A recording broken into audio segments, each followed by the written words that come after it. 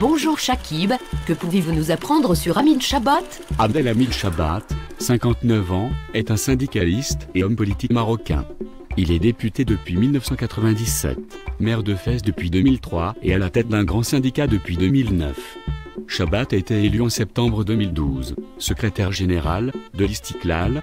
Pouvez-vous Chakib nous expliquer pourquoi cette élection a été qualifiée comme étant une élection historique? En effet, Amin Chabat est le premier chef de l'Istiklal, depuis la création du parti en 1943, à être véritablement issu des urnes, suite à un vote démocratique entre deux candidats. Jusqu'alors, le parti présentait une candidature unique, pratique considérée comme peu démocratique. Chabat constitue-t-il une rupture par rapport au passé? Oui, Souad, une vraie rupture.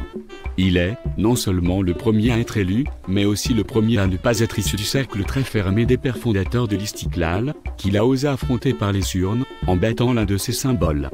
Par ailleurs, l'Istiklal n'a connu, en près de 70 années, que 4 secrétaires généraux, qui sont restés en poste, entre 14 et 24 ans.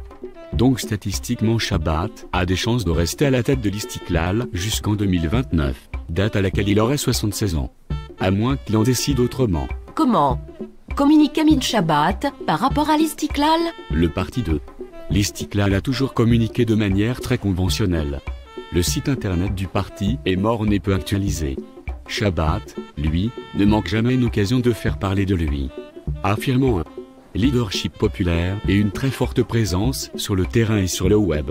Son site internet très dynamique www.chabatonline.net affiche plus de 200 vidéos qui démarrent avec le générique suivant.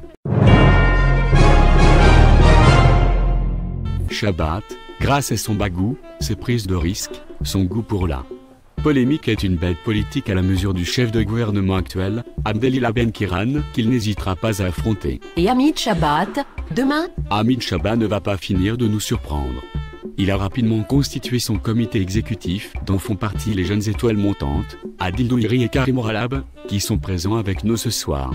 Nous sommes tous curieux aujourd'hui de savoir comment il va s'y prendre pour structurer le parti, le rendre attractif, renforcer sa base électorale avant de pouvoir se lancer dans son ultime défi. Partir à la conquête du poste de chef de gouvernement. Merci Chakib pour cet éclairage de Tizi, et nous rendons l'antenne au mardi de l'ESSEC.